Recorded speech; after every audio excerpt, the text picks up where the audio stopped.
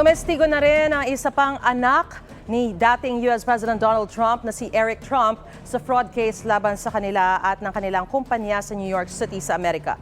Iginiit ni Eric na wala siyang alam tungkol sa financial statements ng mga ari-arian nila na sentro ng fraud case.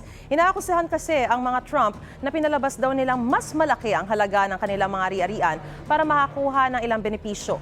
Una nang tumestigo ang kapatid ni Eric na si Donald Jr. Sinisi niya ang mga accountant na humawak ng financial statements. Pagkatapos tumestigo, tinawag ni Donald Jr. na political persecution ang kaso laban sa kanila.